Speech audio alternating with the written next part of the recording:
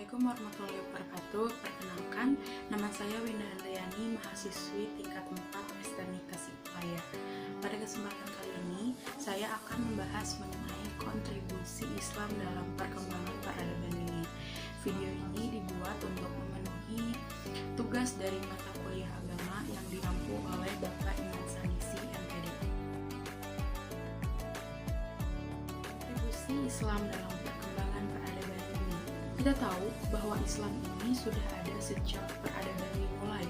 Sebelum Islam ini masuk ke Indonesia, bahkan sudah ada sebelum dari masa zaman Rasulullah SAW. Nah, dari sini kita bisa mengetahui dan bisa melihat bahwa Islam ini memberikan kontribusi terhadap perkembangan peradaban dunia, karena Islam ini bukan merupakan agama yang baru. Dari sejak zaman dahulu sampai sekarang, Islam ini telah memberikan kontribusi yang begitu banyak terhadap peradaban dunia. Ajaran Islam ini telah tersebar ke seluruh dunia selama berabad-abad, dan tentunya hal tersebut ini memberikan hal-hal positif berupa keilmuan bagi dunia. Islam telah memberikan peran yang signifikan dalam beberapa perkembangan aspek peradaban dunia. Perkembangan agama Islam sejak 14 abad yang lalu membuat peradaban Islam dianggap peradaban yang paling besar di dunia ini. Seperti yang kita ketahui, ada beberapa bukti dari kemajuan peradaban Islam. Di antaranya, bukti yang pertama yaitu keberadaan perpustakaan Islam dan lembaga-lembaga keilmuan seperti Baitul Hikmah, Masjid Al-Azhar, Masjid Qarawiyyin, dan masih banyak lagi yang merupakan pusat para intelektual muslim berkumpul. Bukti yang kedua yaitu peninggalan karya intelektual muslim seperti Ibnu Sina, Ibnu Haytham, Imam Syafi'i, Ar-Razi, Al-Kindi, Ibnu Rushd, Ibnu Khaldun, dan lain-lain. Untuk yang ketiga, ada penemuan-penemuan intelektual yang dapat mengubah budaya dan tradisi umat manusia, seperti ada penemuan kertas, penemuan karpet, kalender Islam, penyebutan hari-hari, seni arsitektur, dan lain-lain. Dan bukti yang keempat adalah pengaruh keutamaan nilai-nilai kebudayaan asasi dengan memanifestasikan dari konsep Islam, iman, ihsan, dan takwa. Menurut Harun Nasution, peradaban Islam ini terbagi menjadi 3 periode, yaitu periode klasik pada tahun 650 sampai 1250 Masehi, periode pertengahan pada tahun 1250 sampai 1800 Masehi, dan periode modern pada tahun 1800 sampai sekarang. Perluasan keluar wilayah Arab dimulai pada masa Abu Bakar As-Siddiq. Periode ini ditandai dengan adanya sejarah 4 sahabat Nabi, yaitu Abu Bakar, Umar bin Khattab, Utsman bin Affan, dan Ali bin Abi Thalib. Pada masa ini terjadi penaklukan terhadap beberapa wilayah seperti Mesir, Irak, Palestina, Syria, dan Persia. Pergerakan para sahabat Nabi ini kemudian diteruskan oleh dinasti Umayyah dan juga dilanjutkan lagi oleh dinasti Abbasiyah. Perhatian terhadap ilmu pengetahuan juga mulai tumbuh pada masa kepemimpinan Harun al-Rasyid pada tahun 758 sampai 809 Masehi dan Al-Ma'mun pada tahun 813 sampai 833 Masehi.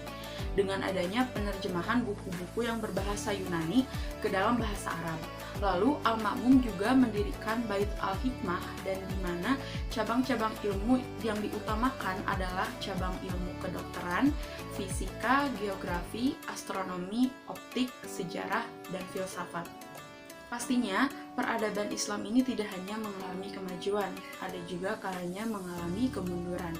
Lalu apa sih faktor-faktor yang menyebabkan kemajuan dan kemunduran peradaban? Yang pertama, kita akan membahas mengenai faktor kemajuan peradaban Islam. Nah, yang pertama ini ada asimilasi atau hubungan bangsa Arab dengan bangsa lain. Asimilasi dengan bangsa Persia berpengaruh di bidang pemerintahan. Asimilasi dengan bangsa India berpengaruh di bidang kedokteran, matematika, dan astronomi.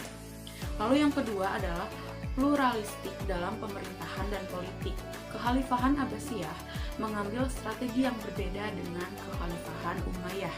Abbasiyah ini meninggalkan corak Umayyah yang lebih ke Arab-Araban dengan menerapkan sistem administrasi Persia dan juga memasukkan orang-orang Persia ke dalam struktur pemerintahan.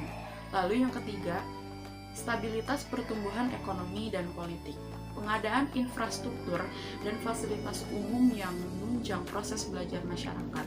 Stabilitas ekonomi telah mendorong kemajuan sains dan teknologi umat Islam. Yang keempat, ada gerakan penerjemahan. Gerakan penerjemahan ini adalah gerakan penerjemahan manuskrip-manuskrip kuno ke dalam bahasa Arab. Nah, seperti karya di bidang ekonomi, logika, bidang filsafat, dan kedokteran yang semulanya tidak berbahasa Arab lalu diterjemahkan ke dalam bahasa Arab sehingga lebih mudah difahami. Yang kelima, berdirinya perpustakaan. Hal ini menjadikan perpustakaan menjadi pusat keilmuan dan lembaga pendidikan para khalifah pada masa itu. Selanjutnya, faktor kemunduran peradaban Islam seperti yang telah terjadi pada periode pertengahan pada tahun 1250 sampai 1800 Masehi, di mana terjadi kehilangan dan keutuhan serta juga terjadi perpecahan di kalangan politik dan umat Islam.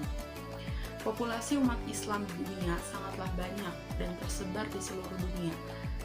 Bahkan tidak jarang juga Islam menjadi agama mayoritas yang dianut di berbagai negara.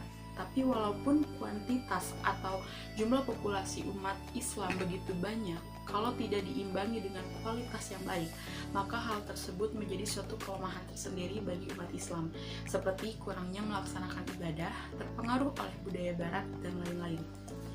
Lalu ada krisis di bidang sosial politik.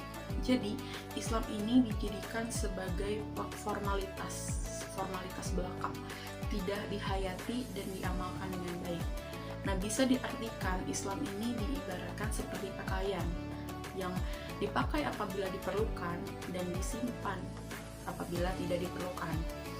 Akibatnya muncul penyakit rohani seperti keserakahan, ketamakan akan hal dunia, dan juga ada iri dengan pencapaian atau kesuksesan orang lain. Selanjutnya, krisis di bidang pendidikan dan ilmu pengetahuan. Sekarang, di zaman sekarang ini, buku-buku tentang Islam ini tersimpan dengan rapih, kan berjejer di rak buku di perpustakaan. Saking rapihnya, bahkan tempatnya itu tidak pernah berubah. Hal itu berarti buku tersebut tidak pernah disentuh, tidak pernah dibaca. Banyak anak muda sekarang yang lebih memilih membaca buku cerita, buku novel, majalah, dan lain-lain. Sebenarnya hal tersebut ini tidak dilarang, tapi alangkah baiknya apabila kita juga mengimbangi dengan membaca buku-buku tentang Islam agar senantiasa menambah wawasan kita dan juga menjadi pengingat bahwa Islam ini harus melekat pada diri kita. Sekian yang dapat saya sampaikan. Mohon maaf atas kekurangan, dan apabila ada kesalahan-kesalahan dalam penyampaian yang saya ucapkan. Terima kasih. Wassalamualaikum warahmatullahi wabarakatuh.